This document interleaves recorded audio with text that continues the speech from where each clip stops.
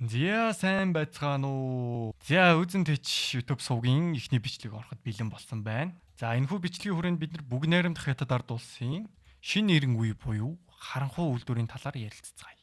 За та бүгд төсөөлтөө ямар ч гэрэлгүй, ямар ч ажилчингүй дан ганц робот байдаг тийм л кинон дор байдаг ертөнц байдаг гэвэл яах вэ? Гэтэл бид бүгдийн боддог гэсэн кинон дор л зөвхөн байдаг гэсэн энэ хүү ертөнц аль хэдийнэ бодит болоод утсан байна.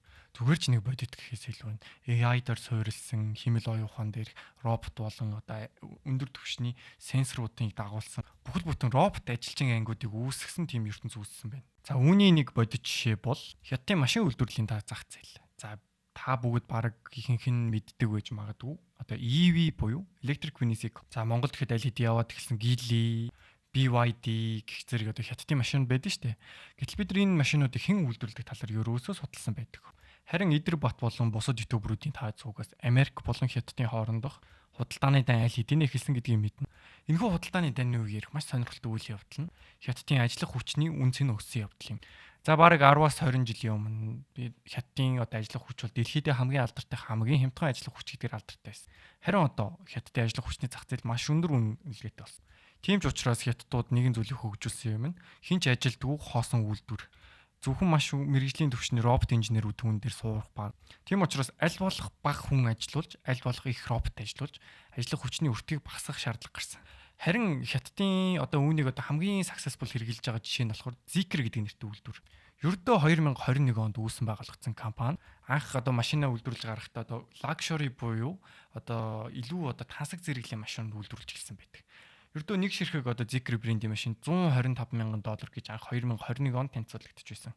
Харин өдгөө 2021 онд одоо ийм статистиктэй байсан компани маань 2025 онд гарч ирэхэд одоо дорнод хятадын одоо хамтарсан байгууллага гэдэг нэрийн дор одоо аль хэдийн 300,000 машиныг үйлдвэрлэсэн байна.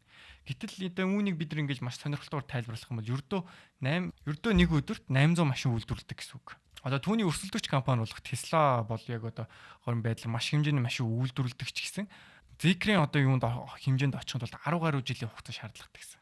За үгээр Zeekr машины талаарх бол мэдээлэл дуусчихин. Гэхдээ үүгээр ч зогсохгүйгээр маш олон хятадд үйлдвэрүүд байдаг. За үүний бас нэгэн сонирхолтой жишээ нь болохоор Xiaomi буюу одоо бид бүгдийн хэрэглээд байдаг Redmi одоо Mi брендийн маш олон төрлийн тоног төхөөрөмжөнд байдаг шүү дээ. Тэдний үйлдвэрийн гаргасан бас үйлдвэрлэлүүд. За энэ үйлдвэрийн хамгийн сонирхолтой юм нь энэ үйлдвэр бол хизээч зогсдгүй юм байна. Бүр 24/7 ажилладаг. Тэгээ үүнд хэрэглэгдэх зүйл нь IoT болон AI тэг ямар нэгэн төрлийн роботуудыг бас ашигладаг талаарх мэдээллүүд байна. Хамгийн сонирхолтой юм одоо нэг ширхэгч хүн ажилдгүйгээс гадна одоо бид бүгдийн төсөөлөн боддгоор хүн ажиллах газрыг боддоо шүү дээ. Тэгвэл юм электроникийн юм нарийн ширийн юмны үйлдвэр дотор бол тоос гэдэг зүйл нь ингээд орсноор маш олон төрлийн бүтээгдэхүүнүүд гэмтэл учруулах магадaltaй. Гэтэл Xiaomi-гийн үйлдвэр дотор одоо тоос буудаггүй, агааргүй шахуу одоо тийм орчин гүйсгэсэн гэсэн үг.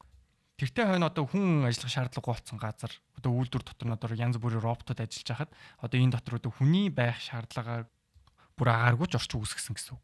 Хятадуудын хамгийн амар сонирхолтой хийсэн юм байна. Одоо энэ хүү үйлдвэрлэлийг ашигтай болгохын тулд 2.4 тэрбум юан бүхэл бүтэн санхүүжилтанд зориулсан байгаа юм. За энэ хүү үйлдвэр нь Changping гэдэг бөгөөд одоо энийг эзлэх зай нь болохоор 81,000 шоо талбай дотор ингэж байгаа гэсэн. Тэгээ Xiaomi-гийнх болохоор одоо бусад одоо өөр үйлдвэртэй харьцуулахад одоо national level буюу одоо ингээд бүр үндэсний хэмжээний маш том smart manufacturing benchmark гэдэг нэртэй газар болсон байт.